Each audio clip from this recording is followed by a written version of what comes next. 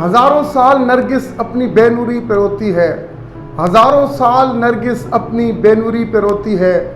بڑی مشکل سے ہوتا ہے چمن میں دیدہ ور پیدا، بڑی مشکل سے ہوتا ہے چمن میں دیدہ ور پیدا۔ ہاں، آج میں ایک دیدہ ور شخصیت جو آج ہم میں نہ رہی اور کروڑوں پاکستانیوں کو آپ دیدہ کرتے ہوئے، افسردہ کرتے ہوئے اپنے خالق حقیقی سے جا ملی، میں آج بات کرنا چاہوں گا ڈاکٹر عبدالقدیر خان کی زندگی کے متعلق۔ ڈاکٹر عبدالقدیر خان جو محسن پاکستان تھے، جنہوں نے پاکستان کو ایٹمی قوت سے نوازا، جنہوں نے پاکستان کے دفاع کو ناقابل تسخیر بنایا اور ہمیں اس لائق بنایا کہ آج دنیا کا کتنا ہی بڑا طاقتور حکمران کیوں نہ ہو، ہم اس کے ساتھ آنکھوں میں آنکھیں ڈال کر بات کر سکتے ہیں۔ ڈاکٹر عبدالقدیر خان کے اس قوم پر بے شمار احسانات ہیں۔ ڈاکٹر عبدالقدیر خان کا سب سے بڑا احسان تو یہ ہے کہ انہوں نے اس قوم کو ایک ناقابل تسخیر قوم بنا دیا۔ آج میں اس ویڈیو میں ان کی زندگی کے متعلق آپ کو کچھ بتانا چاہوں گا۔ تو شروعات کرتے ہیں ان کی زندگی سے کہ وہ کہاں پیدا ہوئے، کہاں تعلیم حاصل کی، اور اس کے بعد ان کی زندگی کے کچھ ایسے حقائق جو بہت کم لوگ جانتے ہیں، ان سے ضرور پردہ اٹھائیں گے۔ تو شروعات کرتے ہیں آج کی ویڈیو کی کہ ڈاکٹر عبدالقدیر خان 1936 میں انڈیا کی اسٹیٹ بھوپال میں پیدا ہوئے اور ان کی فیملی وہاں رہ رہی تھی۔ پھر وہ 1952 میں انڈیا سے ہجرت کر کے ان کی فیملی وہ پاکستان آئی، جہاں ڈاکٹر عبدالقدیر خان اپنی ابتدائی تعلیم کراچی کی ڈی جے سائنس کالج سے حاصل کی اور وہ وہیں پڑھتے رہے۔ بعد میں انہوں نے اسکالرشپ کے لیے اپلائی کیا اور ان کو ویسٹ جرمنی میں پڑھنے کا موقع ملا، اور وہ ویسٹ جرمنی کی بہت ہی مشہور یونیورسٹی میں وہ میٹالرجیکل سائنس اور نیوکلیئر فزکس جو ہے وہ پڑھتے رہے۔ اب وہ وہاں اعلیٰ تعلیم حاصل کر رہے تھے کہ ان کی ملاقات ایک خاتون، ہینری نامی خاتون جو برطانوی پاسپورٹ ہولڈر تھی، ان کی ملاقات ان سے ہوئی نیدرلینڈ میں۔ نیدرلینڈ میں جب ان کی ملاقات ہوئی ہیگ میں ان خاتون سے، تو وہ ان خاتون سے بڑے متاثر ہوئے، اور پھر ان کی جو دوستی ہے بعد میں وہ رشتہ ازدواج میں بدل گئی، اور انہوں نے 1963 میں ہینری نامی خاتون سے شادی کر لی، جن سے ان کے 2 بچے ہیں، 2 بیٹیاں ہیں۔ اب وہ پاکستان کب آئے؟ وہ نیدرلینڈ میں FDO ریسرچ لیبارٹری تھی، وہ ان میں کام کر رہے تھے اور بڑی ہی اعلیٰ تنخواہ پر کام کر رہے تھے۔ مگر جب 1974 میں انڈیا نے سمائلنگ بدھا کے نام سے نیوکلیئر ٹیسٹ کیے اور اپنی نیوکلیئر کیپیبلٹی جو ہے اس کا ایکسپریشن کیا، تو پھر انہوں نے ان کو بالکل قرار نہ آیا، یہ بے چین ہوئے کہ انڈیا جو پاکستان کا دشمن ہے وہ ایک ایٹمی طاقت بن گیا اور پاکستان جو ہے وہ ایٹمی طاقت نہیں ہے۔ تو انہوں نے مختلف چینلز کے تھرو پاکستانی حکومت سے رابطہ کرنے کی کوشش کی۔ آخر کار انہوں نے پاکستانی ایمبیسی کے ذریعے اس وقت کے وزیر اعظم ذوالفقار علی بھٹو کو خط لکھا، جس میں انہوں نے اپنی اس خواہش کا اظہار کیا کہ وہ پاکستان کو ایک ایٹمی ملک بنانا چاہتے ہیں، جس پر اس وقت کے وزیر اعظم ذوالفقار علی بھٹو نے انہیں بلایا، اور وہ دسمبر 1974 میں ذوالفقار علی بھٹو سے ملنے آئے، اور ذوالفقار علی بھٹو نے جب ان کی باتیں سنی اور انہوں نے جب ان کو بتایا کہ وہ کس طریقے سے پاکستان کو جو ہے وہ ایٹمی ملک بنانا چاہتے ہیں، ایٹمی طاقت بنانا چاہتے ہیں، تو وہ ان کے آئیڈیا سے بڑے متاثر ہوئے اور انہوں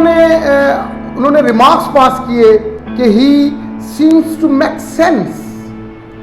پھر کیا انہیں پروجیکٹ دے دیا گیا کہ وہ پاکستان کو ایک ایٹمی طاقت بنائیں۔ تو انہوں نے دن رات محنت کی، کوشش کی اور بالآخر پاکستان کو ایٹمی طاقت بنا دیا، بالآخر پاکستان کو ایک نیوکلیئر طاقت بنا دیا۔ اور یہ ایک بڑی بات تھی کیونکہ آؤٹ آف 57 مسلم کنٹریز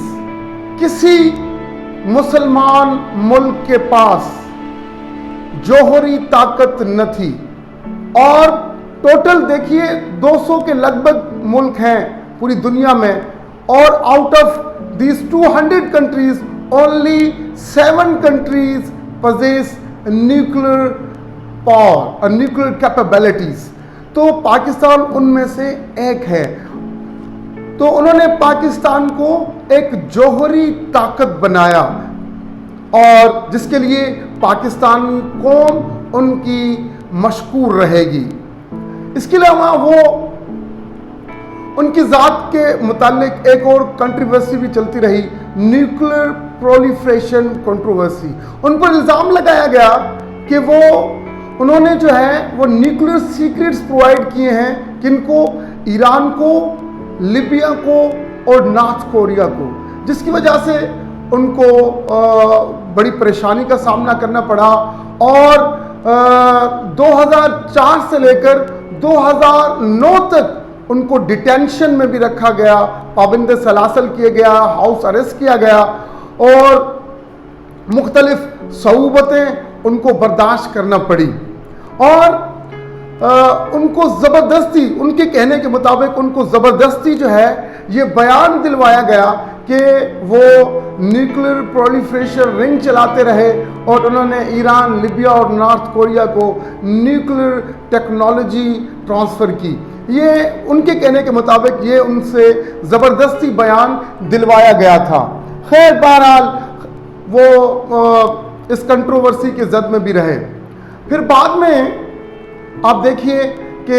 ہم نے ان کے ساتھ کیا کیا۔ بڑے دکھ کی بات ہے کہ ہم نے ان کو پابند سلاسل کیا، ہم نے ان کو ڈیٹینشن میں رکھا، جبکہ آپ دیکھیں جو پڑوسی ملک ہے انڈیا، انہوں نے اپنے جو نیوکلیئر سائنٹسٹ تھے ڈاکٹر عبدالکلام، ان کے ساتھ انہوں نے کیا کیا، اور ہم نے اپنے محسن پاکستان کے ساتھ کیا کیا۔ انہوں نے اپنے نیوکلیئر سائنٹسٹ کو اپنے ملک کا صدر بنایا، جبکہ ہم نے ان کو قید میں ڈال دیا اور ان پر اسٹرکٹ سرویلنس رکھی جب تک وہ حیات رہے۔ اچھا، اب آ جاتے ہیں ان کی وفات پر۔ یہ 24 اگست 2021 کو he was tested as corona positive, اور پھر ان کو جو ہے اسپتال منتقل کیا گیا، doctor Ayub Khan research laboratory hospital. وہ کچھ عرصہ وہاں زیر علاج رہے، پھر ان کو ڈاکٹروں نے وہاں سے ڈسچارج کر دیا، وہ چلے گئے۔ ہم نے بھی ان پر بات کرنا چھوڑ دی، اور ہم سمجھ رہے تھے کہ وہ خیریت سے ہیں، مگر کیا کورونا نے ان کی جان نہیں چھوڑی، اور کورونا رفتہ رفتہ ان کے جسم میں پیوست ہوتا چلا گیا، اور ان کے لنگس کو، پھیپھڑوں کو انہوں نے بری طرح کورونا نے افیکٹ کیا، اور آخر میں تو ان کی حالت یہ ہو گئی کہ ان کے منہ سے بھی خون آنے لگ گیا۔ تو آخرکار انہوں نے 85 سال کی عمر میں وہ خالق حقیقی سے جا ملے، اور انہوں نے اپنی آخری سانسیں لی۔ اب بات کر لیتے ہیں جنازہ ہوا ان کا، اور بڑے دکھ کے ساتھ میں یہ بات کہہ رہا ہوں، بڑے ہیوی ہارٹڈلی، کہ ہماری قوم تو اس میں قصوروار نہیں ہے، کیونکہ جب جنازہ ہو رہا تھا تو اس وقت موسم ابر آلود تھا اور بارش ہو رہی تھی، دن میں رات کا منظر تھا، اور سخت بارش ہو رہی تھی، طوفانی بارش تھی۔ پھر بھی جو ہم نے فوٹیجز دیکھی، جو ویڈیوز دیکھی ہم نے، کہ عوام کا ایک سمندر امڈ آیا، اور ان کی جنازے نماز میں انہوں نے شرکت کی، مگر بڑے افسوس کے ساتھ میں یہ بات کہنے جا رہا ہوں کہ محسن پاکستان، جنہوں نے پاکستان کو ایک ناقابل تسخیر ملک بنایا، جنہوں نے پاکستان کے دفاع کو مضبوط کیا کہ ہماری آئندہ آنے والی نسلیں بھی ان کے احسان کا بدلہ نہیں اتار پائیں گی، مگر ہماری حکومت نے کیا کیا؟ اور ان کا آخری شکوہ حکومت پاکستان کے ساتھ کیا تھا، یہ بھی سن لیجئے۔ جب کچھ لوگ ان سے ملے تو انہوں نے کہا کہ مجھے بڑا ہی دکھ ہے کہ میں اس حالت میں ہوں، بیماری کی حالت میں ہوں، مگر نہیں پاکستان کے وزیر اعظم عمران خان اور نہ ہی ان کے کابینہ سے کسی ایک وزیر نے مجھ سے ملاقات کرنے کی کوشش کی ہے اور میری حالت دریافت کی ہے۔ یہ حال ہے۔ ہم نے اپنے محسن پاکستان، اپنے محسن کے ساتھ کیا کیا؟ وزیر اعظم عمران خان جو ان کی رہائش گاہ کے تقریباً 15 منٹ کے فاصلے پر پرائم منسٹر ہاؤس ہے، مگر انہوں نے یہ کوشش نہ کی اور انہوں نے جا کے چند لمحے اپنی مصروف زندگی سے نہ نکال پائے کہ جا کے ان کی حالت ہی دریافت کر لیتے کہ وہ کس حال میں ہے محسن پاکستان۔ اچھا، وہ تو آپ چھوڑیے، ٹھیک ہے، ان کی وفات ہو گئی، مگر دیکھیے ان کے جنازے میں کیا ہوا۔ ان کے جنازے میں بھی محسن پاکستان تھے، مگر میں یہ دکھ کے ساتھ بات کر رہا ہوں کہ نہ صدر پاکستان ان کے جنازے میں آئے، نہ وزیر اعظم پاکستان ان کے جنازے میں آئے۔ یہ حال کیا ہم نے محسن پاکستان کا۔ کیا وزیر اعظم پاکستان پر اور صدر پاکستان پر محسن پاکستان کا حق نہیں تھا کہ وہ ان کے جنازے پہ آتے، وہ ان کی بیماری کے حالت میں ان کے پاس جاتے، ان کی مزاج پرسی کرتے؟ مگر کیا ہم نے محسن پاکستان کو رخصت کیا، وہ بھی اس طریقے سے کہ وہ بھی تاریخ یاد رکھے گی۔